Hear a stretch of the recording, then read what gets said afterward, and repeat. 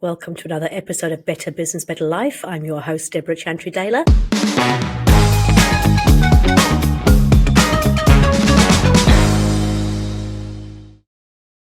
And anyone at home listening to this or watching this, it's like if you've got a problem, right? And so most people would do this hunched in thing and they're like, or their hands on their head and they're like, oh, I've got a money problem, I've got this and everything. So you talk about that, right? Now I want you to think about the same thing and put your hands up in the air and say you've got a money problem. I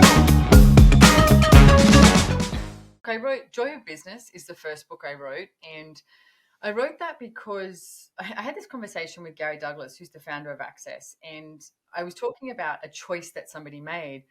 And I said to me, this doesn't make sense. Why would somebody make this choice? And he said, what are you talking about? And I went, well, this is to do with business and business is joyful. And that's not a joyful choice, And he looked at me and he went, what are you talking about? And I went, business is joyful. And he went, Simone, it's not. And I went, yes, it is. This was honestly this moment that I was like, I have no idea what you're talking about. He said, Simone, most people don't do business for the joy of it. One of those, there are those moments in life that you have your hands on your hips and your head cocks and you're like, seriously? What are they doing it for? And so he looked at me and laughed and he said, you need to do some seminars on this and start talking about it. And so I did.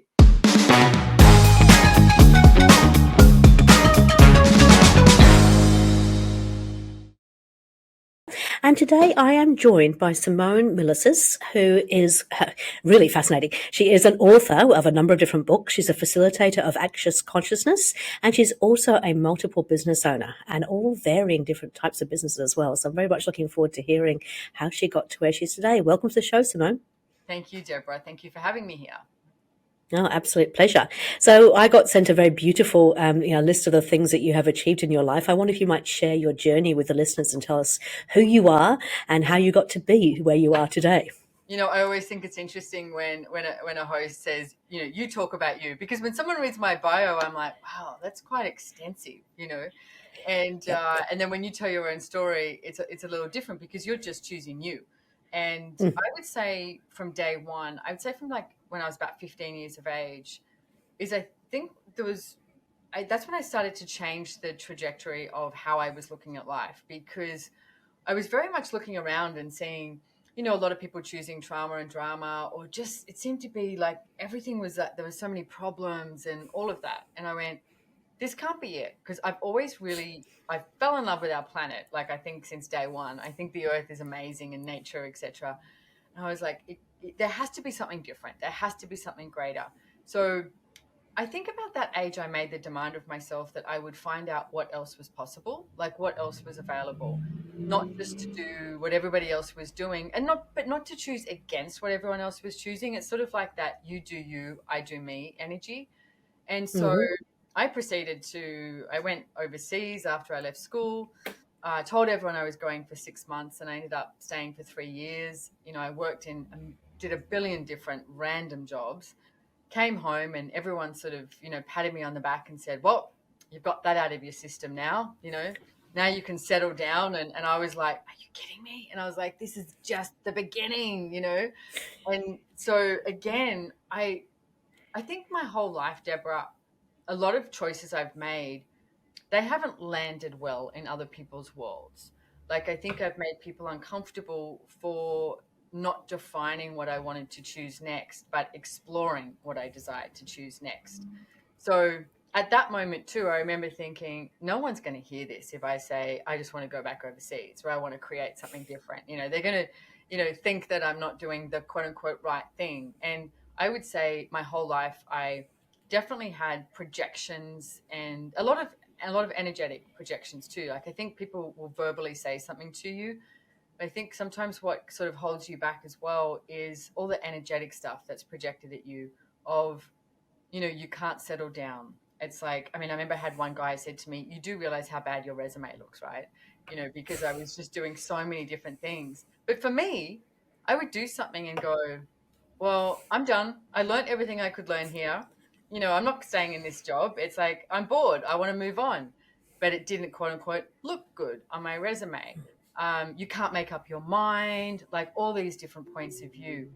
But somewhere in my world, Deborah, I knew that I was here to do and be something different. So I kept moving forward and I kept doing different jobs and I kept traveling and I kept just sort of, I guess, waking up in the morning and asking where the next adventure is. Even though, like I said, I even had good friends of mine say, when are you going to get a real job? I was like, wow, what do you mean a real job? Like, you guys seem really unhappy. Is that what I'm meant to choose? So I was in London actually, and I was really poor and living in one of those houses with way too many people. So to get some space, what I used to do was get on one of those big, double decker buses, hopefully sit up the front. I loved sitting up the front on the top, and I would just write. And I remember writing this whole piece on vulnerability and, what would it take to be vulnerable in the world and with each other? Because I noticed when people would meet each other, it was like they'd put these barriers up. And I was like, when kids, like really little kids see each other and they're just like, you want to play? They don't care how much money you've got in your bank account, what your name is, what your culture is, where you're from, or anything. They're like, would you like to play? And that was a world that I was asking, what would it take to create that? So I wrote this whole piece on vulnerability, and I wrote the outline of an idea I had through all the travels and all the people that I met to start a business. And it was called Good Vibes for You, that had merchandise like t-shirts, stickers, magnets, etc., with sayings on them that I was hopefully desiring to inspire people just to wake up and know that there doesn't have to be a problem. There can be something different available. So, and I had some, Gandhi quotes and things like that, but I had a lot of my designs were literally from people I'd met and conversations I had, and I'd be like, oh, that, and I would write it down. Like there was one Israeli guy, and I met him in Nepal, and I remember he said to me, I was going on about something, and he said, "You're crazy." He said, "Just relax." And he said, "Look, the way I look at this is if you feel good, you are good. If you feel bad, change it." And I was like, that's brilliant. So that was one of my best selling t-shirts. And I got it from this Israeli guy I met in a hostel. So I created this business called Good Vibes for You. And it grew, and it was, it was a roller coaster ride. And there were so many elements to it that I had to institute and deal with everything. It was like being thrown in at the deep end of a pool and only just learning how to swim. And I learned so much about business from that and from totally being in question. But what also showed up was I used to do lots of music festivals and mind, body, and spirit festivals and everything. And through that, I met Gary Douglas, who is the founder of Access Consciousness. And when I spoke to him one day, I was like, oh my goodness, this guy is everything that I want to create. Like it was the whole concept that I had. But for me, it was like putting it on a t-shirt and maybe grabbing people by the shoulders and shaking them and saying, don't you get it? There's got to be something different. Yeah. And, Yeah. and when I went and listened to him talk, I was like, oh, that's pretty easy. You've got these questions and tools and processes that create that change. So, me being me, I found myself within 6 months, I was in Houston, Texas, attending a facilitator's class. And I've been working with Access now for 22 years. So I've been working with Access for 22 years. I'm so grateful. And I have, me being me also, I have lots of other investments and businesses that I've entered into as well. So this is, for me, I think, I know a lot of people would look at this as being quite successful and successful beyond what a lot of people choose. And for me, it's also just the beginning, but it's also not about the money. I've learnt to have money. I've learnt to receive money. I've learnt to enjoy money because I've definitely gone through stages where I didn't. And I'm always like asking what else is possible for me to be in the world today. Beautiful. It is interesting, isn't it? Because we do get these people in our lives who have a desire to make you normal, even if it makes you desperate unhappy. My parents were one of those, and it was really difficult because they had this expectation of what normal was. And I looked at their life and thought, but you're never happy. So how does that, who'd want to be normal? Yeah, I know. I remember my parents saying to me when I came back from overseas, okay, so now it's time to settle down and get a good, safe job. And I was being petulant little rat of a child as well. And I remember putting my hands on my hips and going, I'd rather stick needles in my eyes than get a good, safe job. I had to do it with resistance, not just choice. But I Hmm. also get it. Like they both came from, World War II. My dad escaped from Lithuania. My mother was on, one of those boats that came from Britain that you paid £10. So for them, that was important to get a good, safe job. But for me, I was like, I need to explore the world. I need to explore me. So, and I'm really grateful because my father was he came to that place of like, Simone, this is your life. You've got to choose it. I'll be here for you, but you've got to choose it. So he was never really trying to make me normal. He wanted me to be safe, but not Yeah. necessarily normal. Oh, thank goodness for that. It was interesting. We had a chat before we came on the podcast. I asked about your venture into the antiques world, which we'll cover off in a second. And you said, you ask yourself the question, what's the worst that can happen? That's one of the things my father actually taught me, was to ask that question, because it's such an eye opener in terms of, most of the time, the worst that can happen is really not that bad, is it? Mm. No, Yeah. no. And it's a tool I use for a lot in business too. Because a lot of the times people will try and work out those pros and cons. I'm not a pros and cons girl at all. I'm like, is this going to Mm, work? Asking a question and go to the other spectrum, like you said, what's the worst thing that's going to happen? And it's like, if yeah. you can handle that, go for it. Yeah. I'm very grateful for my father for teaching me that. Okay, so let's have a little bit of an exploration into some of these businesses. So they got the good vibes for you thing that sort of took off. And then the one that was sort of most interesting to me in terms of your bio was this deciding to start an antique store in the middle of COVID. Why on earth would you do that? Good question. And yeah, I live in a place in the Sunshine Coast called Peregian Beach, and we have this village up the road, and it's so beautiful. And it's just it's just the way it's set up is, for me, it's so conducive to someone going there and shopping in restaurants, etc. It's different. And Hmm. hardly ever do spaces show up, and this beautiful space showed up, and it was during COVID. It was July. It was around June, July in 2020. And so we didn't know what was going on. Like, I thought all of that was going to, stop in 4 weeks or something. And it just kept going. And it was like, okay, what do we do now? So this space became available, and, not knowing if you're going into lockdown, etc., or anything, I was like, well, what do I do? I mean, Queensland, you couldn't get in or out like for months. So I sat outside on this chair and I looked at the space. And one of the things I would do too is sort of like tap into the choice I have available, the future that is available, not from conclusion. And I think that's a really big thing to look at. Like, stop concluding what you think it should be and allow it to show up the way it desires to be. And I went, we have so many beautiful antiques. We have 2 shops in Brisbane. We have this massive warehouse that's filled. So it wasn't like, oh, where am I going to get that from? Easy. So that part was like a no-brainer. And I looked at it and went, okay, so what's the worst thing that could happen? And hearing my father, who was an accountant, I'm like, well, it's a tax deduction. Okay, I can handle that. Let's go. And so we did it. And it's still there today. So looking beautiful as ever. And yeah, so antiques and possibilities, it's there. Excellent. Now, I want to explore a little bit about the writing that you've done, because you talked about being on that double-decker bus and writing back in the early days.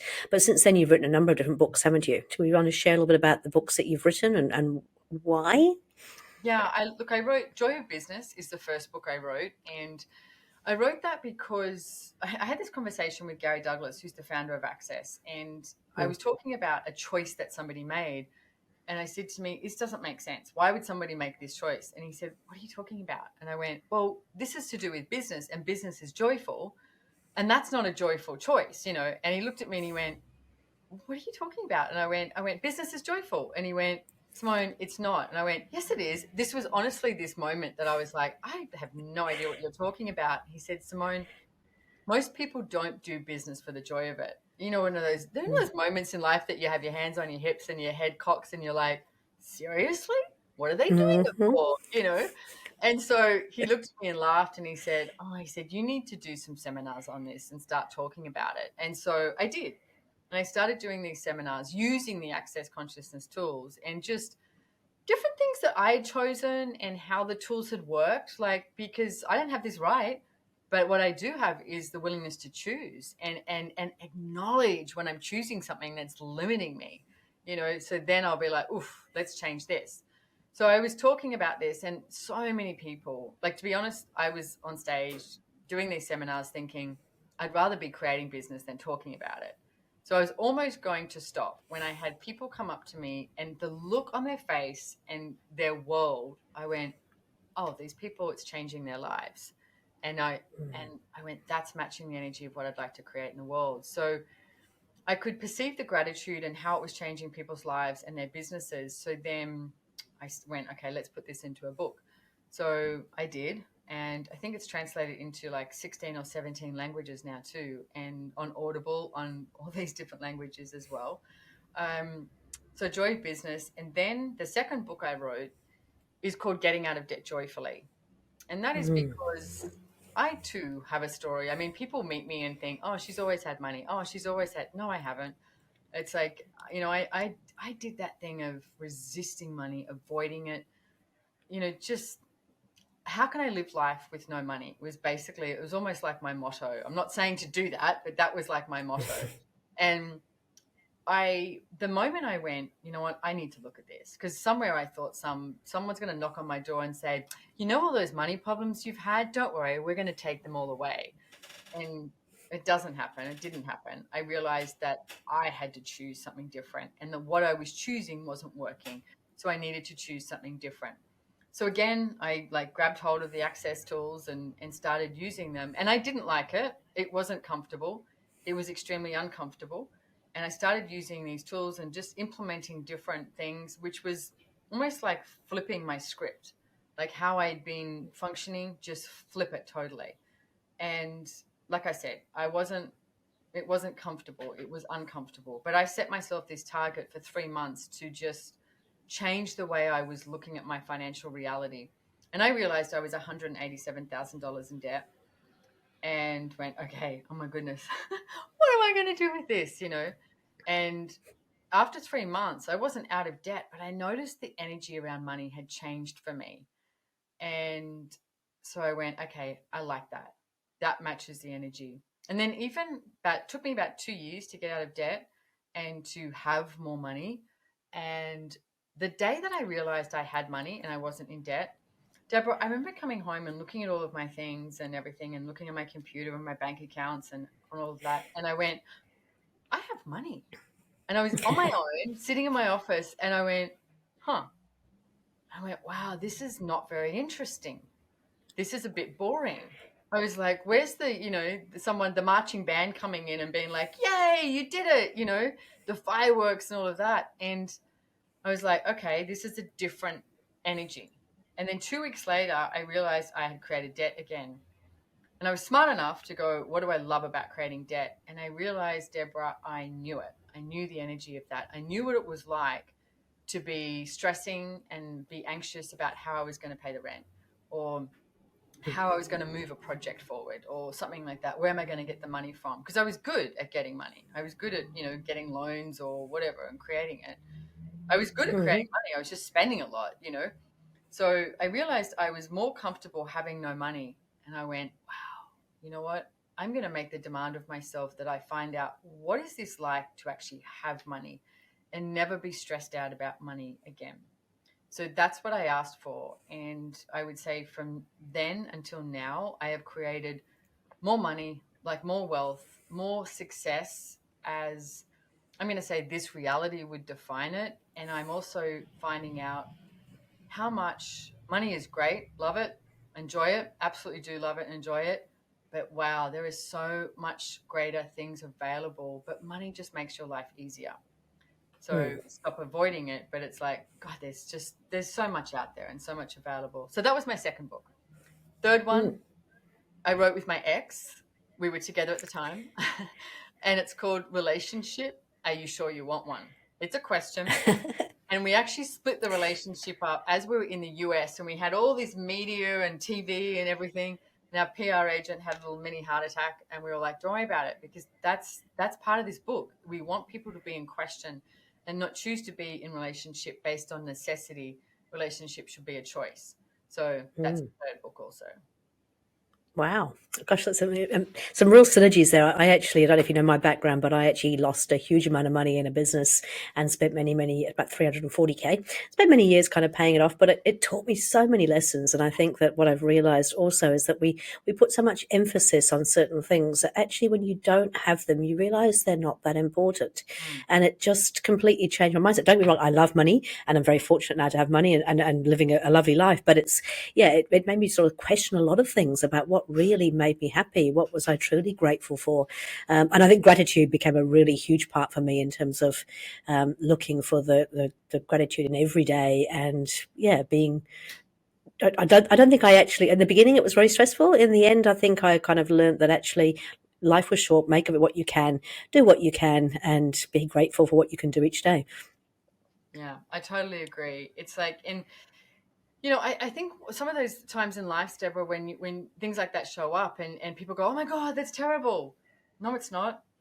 It's Yeah. every single thing that has shown up for me that people would go, "That's terrible," or that was bad or whatever. I'm like, no, it's not. It was such a gift. It was such a Yeah. gift. I gained so much awareness. Mm.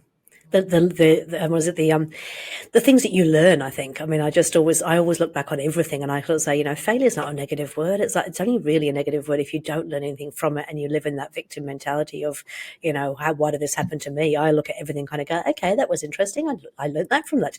Yeah. Okay, great. Let's move on. Yeah.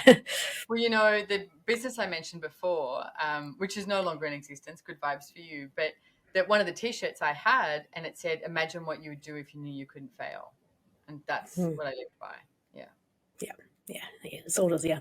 Okay, so one of the things that you talk about is about leadership, right, and turning leadership on its head. Can we explore that a wee bit? Because Yeah. it was what I think the question was: what if everything you've been taught about leadership is a lie? Yeah. Well, I think for me, okay, so here's the basis for me is I think a leader knows where they're going. And a leader is not looking for someone to validate them. A leader is not looking for followers. A leader knows where they're going and they will head in that direction even if they are totally alone. And I think that's the basis of where it starts. So, and for me, it's like really committing to your life. Committing to your life is committing to everything you're choosing, whether it's, your body, money, relationships, business, family, all of it. It's like really being committed to what works for you. Like you got to choose for you. You have to enjoy your choices. And I think that's the true leadership. From that, if you implement that in business, then you're not looking for other people around you to validate you. You're not looking for the followers. You're also willing, and I think this is a really big piece too, you're willing to hear everybody else because you're not expecting them just to align and agree with you. And there was a businessman in Australia, Dick Smith, and I always remember reading this interview many years ago. And someone asked him, "How did you become so successful?"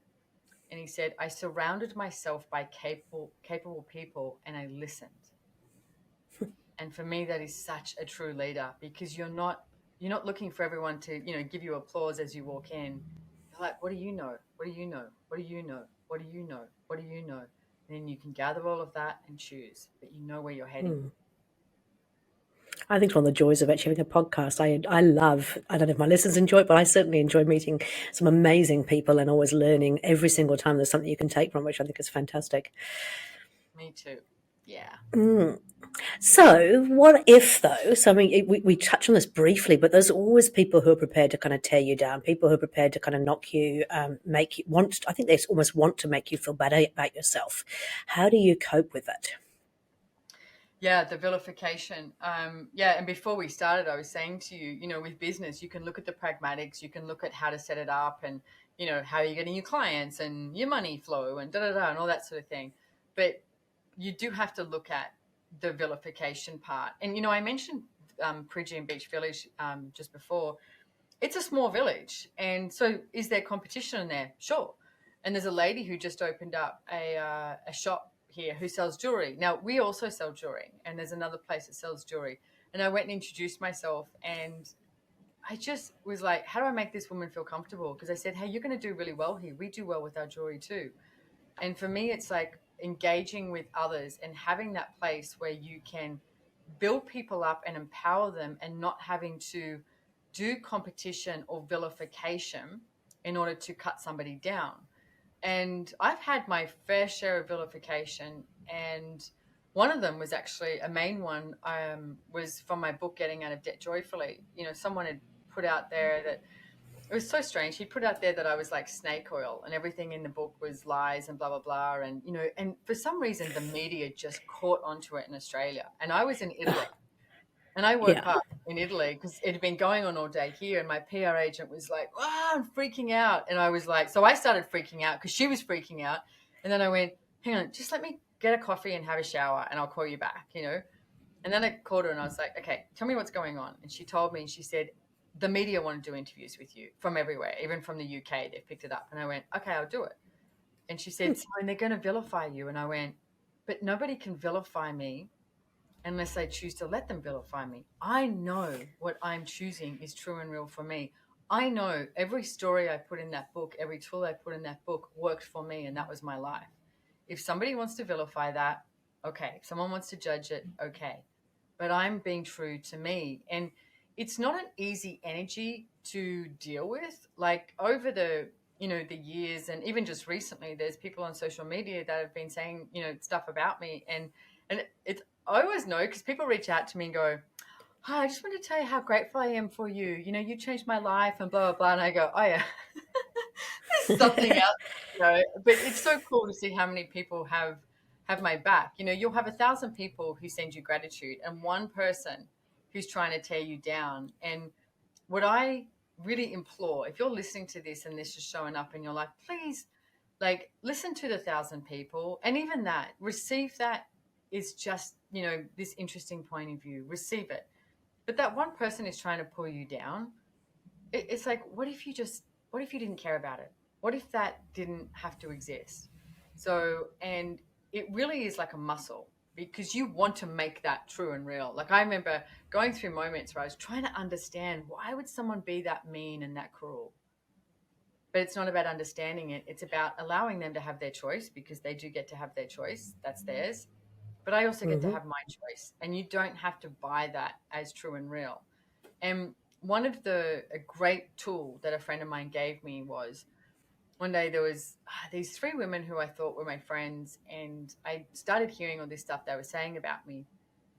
And I rang Gary because I was worldwide coordinator of Access for 18 years. And I rang Gary and I said, "Hey, I don't know if I can do this job anymore." And he said, "Okay, tell me what's going on." And I said, "I can't handle the judgments."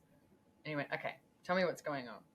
So I told him, and he said, "Okay, here's what I want you to do." He said, "I want you to put your attention on their lives and what they've chosen." I went, "Okay." And not from judgment, just from the awareness, what they're choosing. "Now I want you to put your attention on your life and what you're choosing and what you've chosen." I said, "Okay." And he said, "Are they judging you, or are they judging what they have not chosen and might never choose?" And I went, okay. And I'll never forget that, because it helped me so much along the way to look at judgment is not real. And so many people will project something at you and cast judgment at you because you make them feel uncomfortable a lot of the times from what you're choosing. And Brene Brown said it in a TED talk she did too. She was saying, if you're on stage, and she used that metaphorically, but I am on stage. But if you're on stage, it's not if people will judge you, they will judge you. So how are you going to handle it? And for me, that's the leadership thing too. It's like, how are you going to handle it? What are you going to choose? So how are you going to deal with that vilification? Someone pushes you over, you stumble and fall. What are you going to choose next? Get up, brush your knees off, and be like, "Okay, what's so funny about this? I'm not laughing about it," and move on. Excellent. I'm sitting here listening. I just love this, but there must be days when you also waver, right? When you have moments of, I don't know, doubt, self-doubt. Is there ever any time? Do you know? No, I don't actually go to doubt. What I go to is pushing myself too hard. And Right. that's what I need. That's what I've actually been looking at that recently. I ended up in hospital about 3 weeks ago because I had Oh no. these spasms in my back. And yeah, I was like big, dramatic in the ambulance, morphine, codeine, the green whistle thing. I was like, Jesus, because I couldn't move. But I got a CT scan, which was really great. So I got some information about what's going on with my spine. And since then, I've been looking at different things that I'm choosing. And one of them is, what would it take to have that relaxation in my day? Because I was talking to my assistant yesterday. If I wanted, I could fill my schedule up completely, with so many different things. And she's so good at saying, hey, I think you need some time off here. I think you need this, especially after you do a big gig. So I am looking at that, because if I stop forcing and pushing myself and allow myself to have space and relaxation, then what else is available? And in the past few weeks, this is a tool I've been using, because I'm very good at waking up in the morning and being really creative and sort of going, okay, what am I going to do today? I can do this, this, this, this, and this, and this. And not from writing a list, just this mental list in my head of how many projects I've got, and etc. This is not, it sounds easy, but this has not been easy for me. I like a new muscle to stop, as I'm making a coffee in the morning or something, and go, okay, I'm just going to destroy and uncreate every single thing that I think I have to do. What can I be today? Where is my energy required today? And a totally different day is showing up for me. And I have accomplished things that I wouldn't have accomplished before. It's really interesting. But really noticing, like, I've been pretty busy all morning today. And then, after this podcast, I can perceive my body going, hey, we need to just step away from the computer and the office and everything and go do something different, And I'm really trying to listen to that, Debra. So I don't think I go to the doubt of what I'm doing. I more go to, I got to put the relaxation in. I got to put the relaxation in and take care of my body. So stop doing and start being. Yeah. Yeah, wise words. I must admit, I was sitting there thinking in the morning, I'm very much straight into, oh my goodness, what needs to be done? And sometimes you just have to go, let that be. Who can I be today? Yeah. Awesome. Okay, so I'm imagining, because I'm sitting here listening to some of the things that you're doing, going, yep, that sounds a little bit like me. Stress and overwhelm. I know that I have to be very, very careful, because I do push myself hard. I'm always on the go and I'm always wanting to do more things. I've had to learn to get somebody else to say no for me sometimes, because I'm not very good at saying no. But the stress and overwhelm, I know that for a lot of business owners, they feel that, because they feel like there's a whole lot of pressure on them and they've got to perform. What would you say to people who are feeling that way? How would you suggest they approach that? Well, I think the first thing you need to look at is, because we choose stress, overwhelm, anxiety, frustration. We choose all of those things. But what I would like you to ask is, has that ever got you anywhere greater? Because when you get frustrated and you go, oh, you know what, the other day I was so frustrated and anxious and all of this, but you know what ended up showing up is something so much better. It doesn't. Like, we end up just going down this funnel and it gets smaller and smaller and smaller. So I don't know where the hell we thought, if I choose this, it's going to create something greater. You contract everything. So again, like a muscle, I'm not saying it's easy. It sounds easy. And it's like, when you come to those places and whatever it is for you, because it could be, my Pilates instructor was saying to me, so when you say you're not stressed, because I'm not stressed like this, that most people would choose stress. But she said, you are. She said, look at your travel, look at your stuff, your body. And I went, you know what, you're right. I'm not I'm not stressed about money. I'm not stressed about, my work or something like that. But yeah, I put my body through a lot of stress with how much I have been traveling, etc. So I'm asking, what does my body require? So that's my body. But for you, it could be money or business or relationships or anything. Ask, okay, so what, and this is a tool, a question, what space does this area of my life require? And if you let go of that anxiety and the frustration and go, what could I be if I wasn't choosing the frustration? Because I think so many people try and define their life and define it and conclude it in order to create something greater, but it doesn't work. It's like someone's always saying, oh, I've got to, I don't know, my ass is fat, right? And it's like, you keep judging it and judging it and judging it. You don't wake up in the morning and go, damn, it slimmed down overnight because I judged it so much. It doesn't work like that. It's like, so what if you were grateful for the shape and size of your beautiful butt, and then allowed the change to occur? Same thing with money, your business. If you've got less clients, or, someone said to me the other day, when people zig, I like to zag. And I went, God, that's great. I'm going to use that, because at the moment, everyone's like, oh my God, it's, it's recession, it's this, it's that. Don't buy into it. When they zig, you zag, Yeah. I think that's so true. I talk a lot about that. The media over here in New Zealand is particularly appalling at making everything very, very negative. Doom and gloom obviously sells papers or whatever. I haven't watched the news in over 12 years now, I think, so I've got no idea what's really going on in the world about, in terms of that. But when you do, listen to people, it's like, oh, but we're in a recession.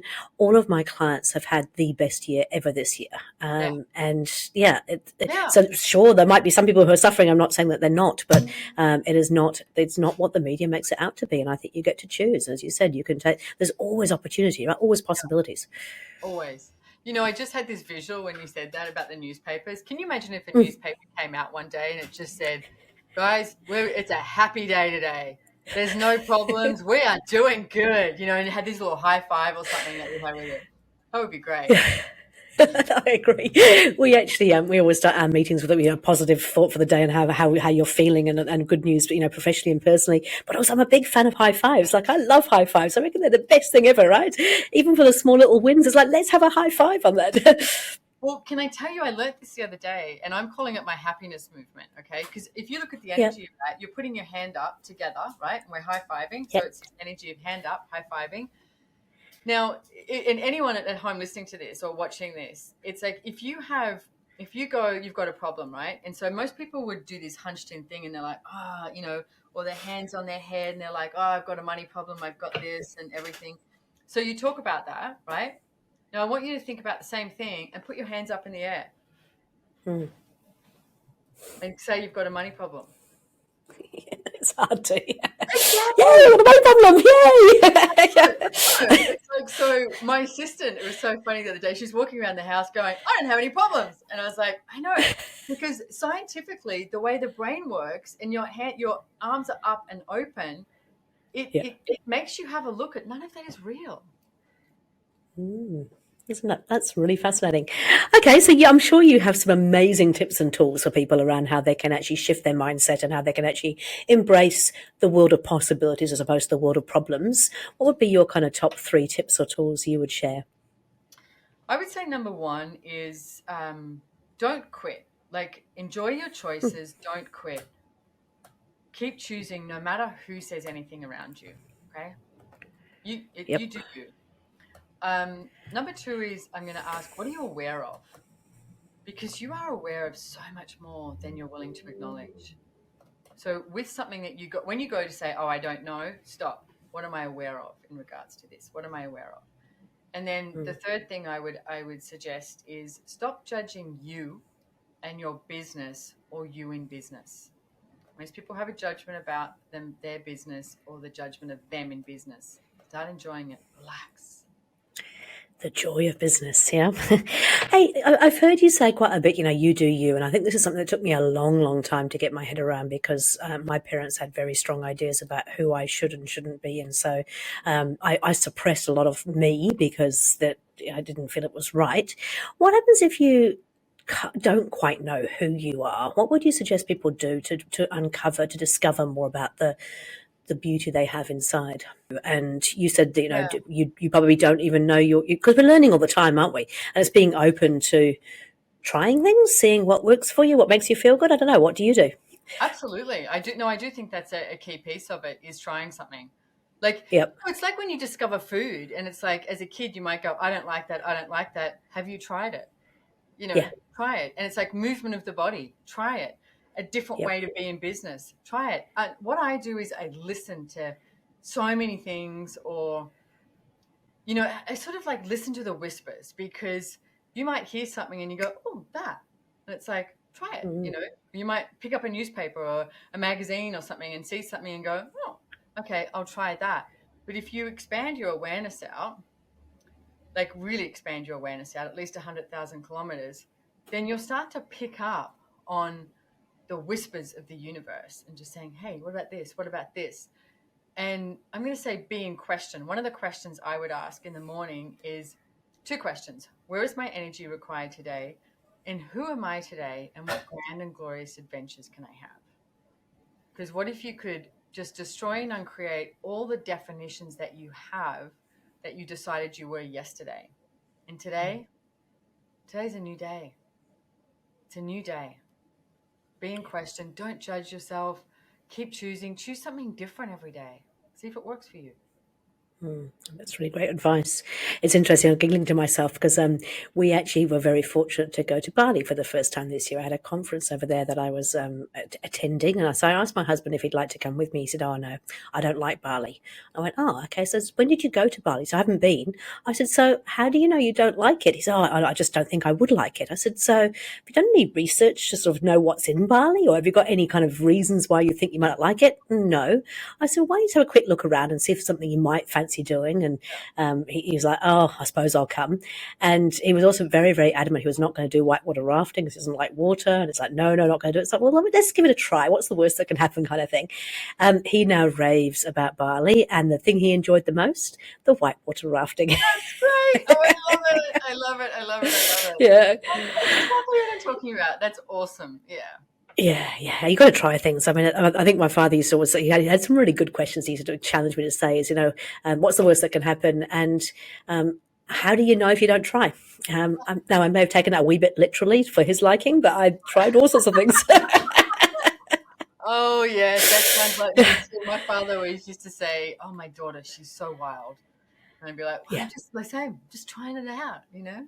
That's what you told me to do. That's right. Okay, cool. I would love for people to be able to get in contact with you. So tell me a little bit about, so the work that you do now? You work obviously with the access consciousness stuff. Is that with business leaders? Is that with individuals? How does that work? I do a lot of seminars and I do live seminars, but majority of stuff I do is live and online. I might do some, telecourse classes that are just, online as well. I've got a class coming up in December that's business done different. It's online only. My Nice. name is a great name to Google because there is no other Simone Milasas that I have discovered in the world so far. So if you have my name, Simone Milasas, that's where you can find my Instagram handle, Facebook, my website, like everything, and also on accessconsciousness.com. And it will list all the classes that I have coming up. I also do private sessions and, many different things. So, yeah. Perfect, thank you. And of course, the book, The Joy of Business, that can be found on Audible, on Amazon, and in various different languages. Yes. And I haven't read it, but I'm about to go and get myself a copy because it sounds like it's right up my alley in terms of, I love business, always have loved business, but it is interesting that working with a number of different business owners, the different reasons people go into business, it isn't always about the joy. Yeah, no. And then you discover something different though. And for me, life Yep. is just full of discovery. Perfect. Hey, look, thank you so much for your time. I actually think that when I next come over to Australia, I have to kind of catch up with you because I think we have a lot in common. We'd have a lot of fun together. But I appreciated everything that you've shared today. And thank you for joining us on the podcast. Thank you so much for having me here, Debra. Oh, pleasure.